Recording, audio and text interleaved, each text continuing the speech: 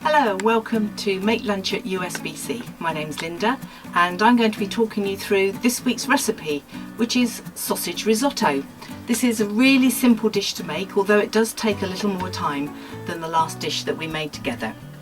So the very first thing we've got to do, as ever, is to wash our hands, and I've got my hot soapy water over here. Give my hands a good wash. And this is another dish that you can prepare with some of the children's help. It does take a little longer, as I say, so there are some little challenges that you can do along the way to make it more exciting and fun. So the first thing we need to do is to make some stock, so that's ready for us in a minute. My kettle has just boiled, so we've got our stock cube. This is a soft one, so there's no snatty bashing it today. So I'm just going to crumble this into the jug. And this is just ordinary vegetable stock, doesn't need to be anything particular. And there we go. I'm just going to fill up the jug and then put it to one side whilst we get on with the rest of the preparation. So the next job can involve the children, and this is quite good fun. So in your pack today you would have had some chipolata sausages.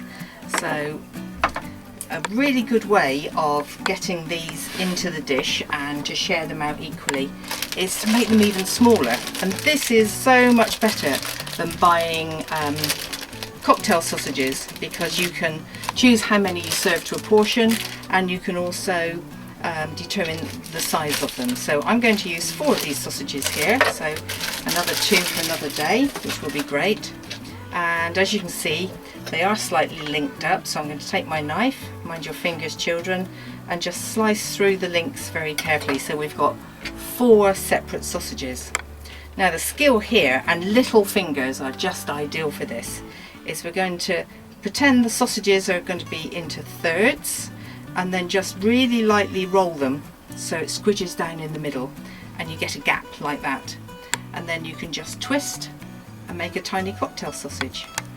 Do that again here, rub it down and then twist. Don't be too harsh with this, otherwise the links will fall apart and your sausage will come out during the cooking. But we just rub them down, give them a twist, and again the other end.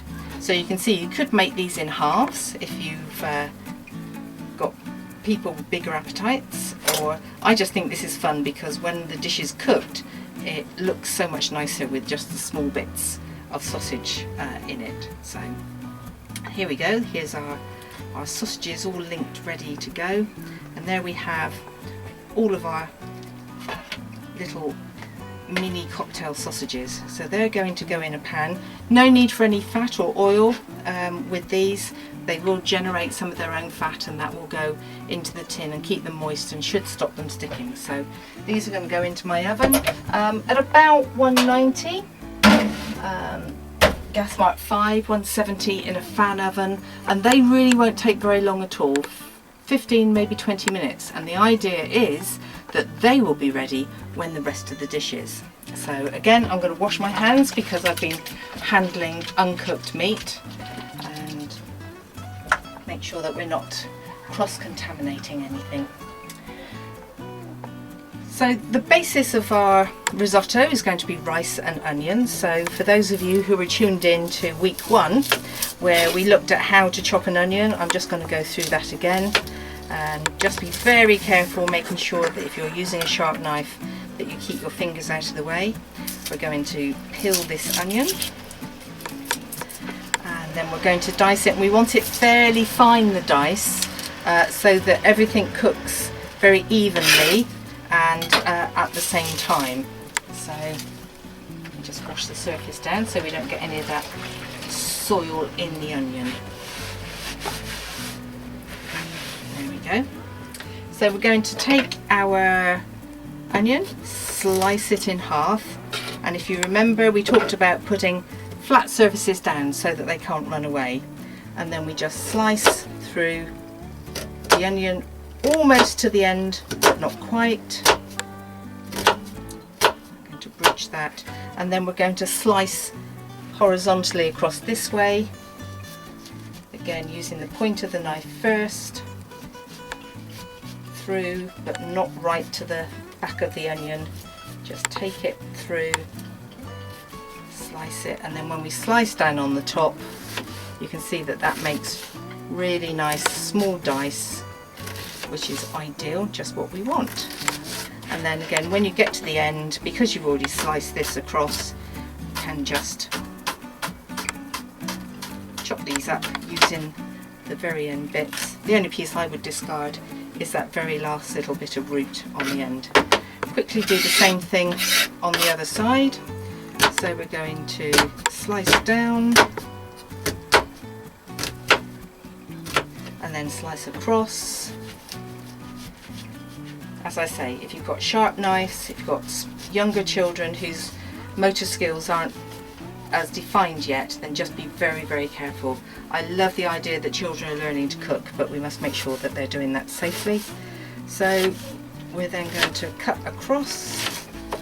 As you can see, my knife is extraordinarily sharp, which is great for cutting onions, but also very great for cutting your fingers. So just be a bit careful. Chop those bits up. There goes the root and this last bit. So there we have our onions.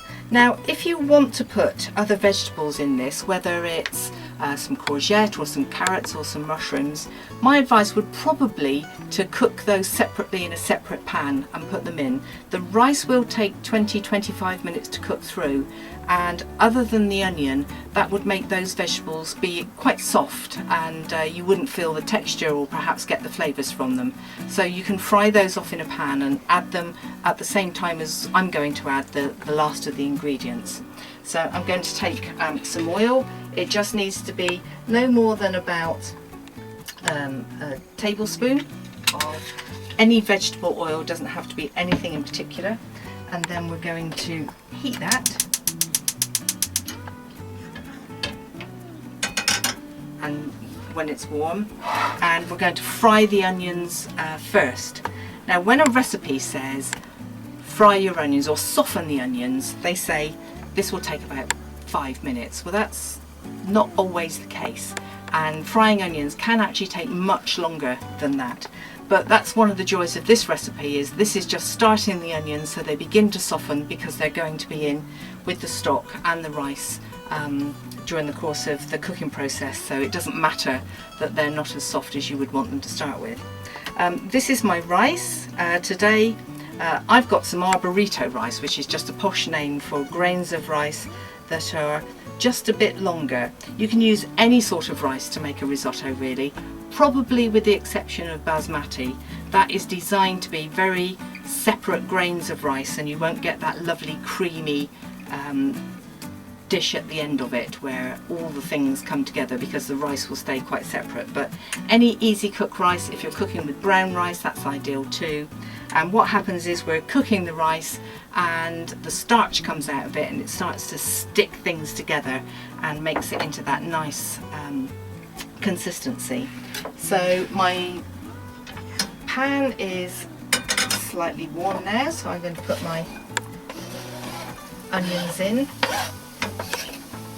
You might be able to hear they've just started to sizzle, so they're not spitting, they're not racing at me. Don't get the oil too hot before you put the onions in, because what will happen then is they'll burn on the outside and colour, but they won't soften. And what we want them to do is to take on some of that the oil, so that they can soften nicely.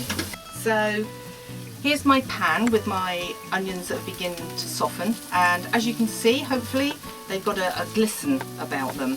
And we're going to do the same thing with the rice grains. And this, although we do want them to get nice and sticky, for want of a better word, what we want to do is to make sure that every rice grain gets cooked. So we're going to put the rice into the pan and stir it around so it can take up some of the oils that are around the onions and in the saucepan. And this only takes a minute, and that's something that the children can help with. The rice and the onions can be quite flyaway, so don't attack it with too much vigour, just give it a gentle stir. and again you'll see that just the rice has stayed very separate, but it's got some coating with the oil that we cooked. So the next thing to happen, and this is the slower bit of the process, and it really does make a difference if you do this slowly, rather than pouring all the stock in and expecting the rice to cook in one go. I like to put a small amount of stock in, let it absorb, and then put some more in and put some more in. That's where you can set your children a challenge. Go and find them something to do in 2-minute bursts. So here's my first amount of stock, and it's about the equivalent of maybe a cup, not a mug, but just a cup of water.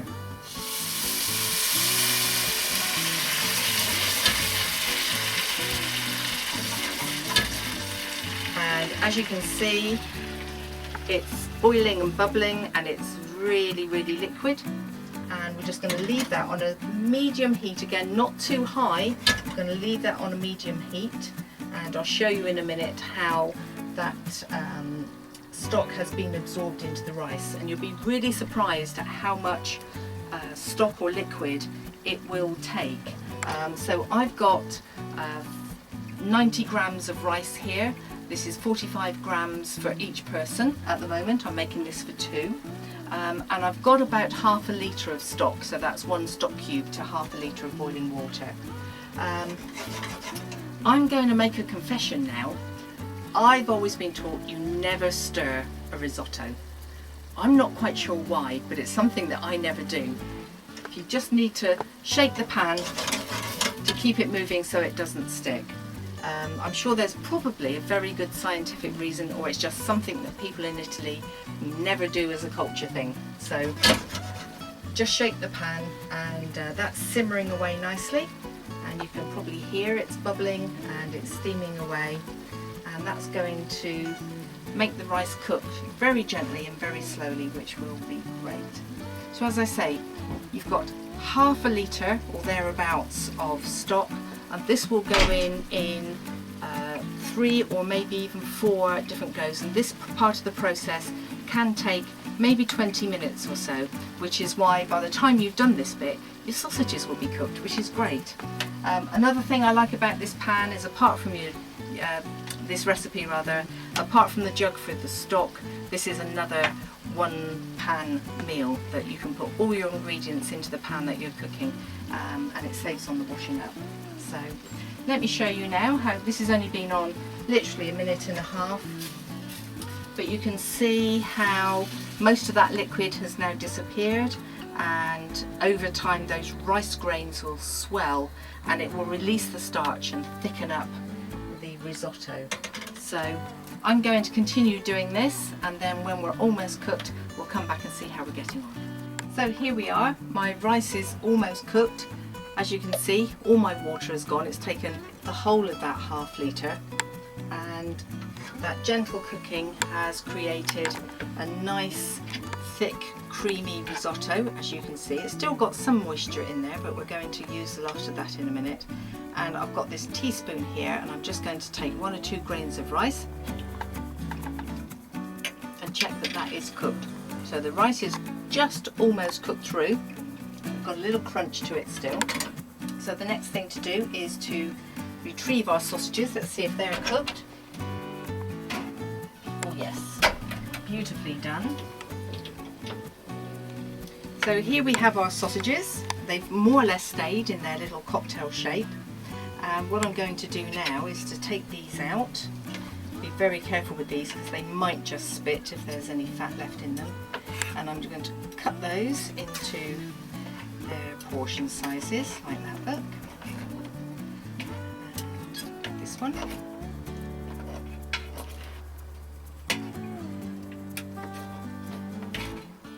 Oh, some escapees there.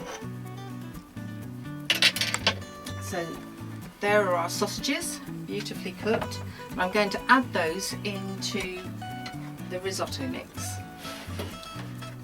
I'm just going to slide those off into there and give that a stir around. And you can see now that that makes a much nicer looking dish than perhaps having big long chipolata sausages stuck in the middle of it. So the next thing to add, would be any other vegetables that you've cooked separately. So I would at this stage put maybe some mushrooms or some courgettes, or some carrot, or basically anything that you've got sitting in the bottom of your fridge that just needs using up. And the last thing that I'm going to put in here, and this is sort of an optional extra really, is some chopped tomatoes. And I'm doing this because it adds lots of extra goodness, and some really nice flavour. Probably not going to use the whole can, but that's entirely down to your taste. I'm just going to stir that in now. And then I'm going to return that to the to the oven. I'm not going to return it to the oven, I'm going to put it back on the gas, just so that we can get those tomatoes to heat through. So just turn that up. And this is the point at which, because of the heat from the sausages and the heat from the risotto that's already cooking, this isn't going to take very long at all. And this will just absorb into the risotto and just take on some of that additional flavour as well. Another great thing to add here, especially for children aren't great vegetable eaters, are things like frozen peas or sweet corn or whatever the children will eat, because if they've helped to make it, then they're more inclined to eat it. So ask them what they would want to put into their risotto that you've obviously got in your fridge or your freezer, and with all of the ingredients in here, it's really just small amounts, so you don't need a huge amount of anything other than the rice as the base of the dish and the main protein that you're going to put in. So if you have got a few peas left in the bottom of the bag, or half a tin of sweet corn that you didn't use making up something else, then this is a really good way of using up any spare veg. So you can probably hear now that that's sizzling away. So the tomatoes are getting nice and warm. So what I'm going to do now is get a plate and we'll dish it up and show you what the finished dish looks like. Although that is warmer than I was expecting. There we go.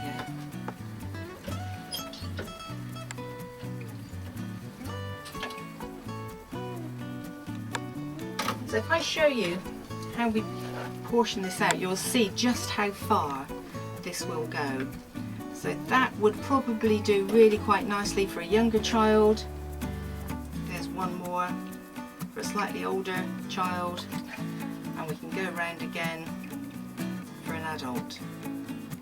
And I've still got half a pan left, so that's at least 2 adults, 1 adult and 2 or 3 children, depending on the age of your children. If you want to be really generous, you can sprinkle some cheese, either some grated cheese or anything you've got in the fridge, and that will just melt to make a lovely topping over the top of that. So there you have it. That's the sausage risotto. You can of course do that with any other meat that you might have, or if you just want to use lots of vegetables and make a vegetable risotto, that would be delicious too. So I hope you give that a go this week, and I hope you get your children involved in helping them too. And we hope that you've had a really good week. The weather's been typically English, a bit up and down. We've had some lovely hot days, and I hope you've been able to get out and enjoy those.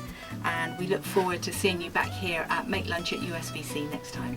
So have a really good week. God bless. Take care.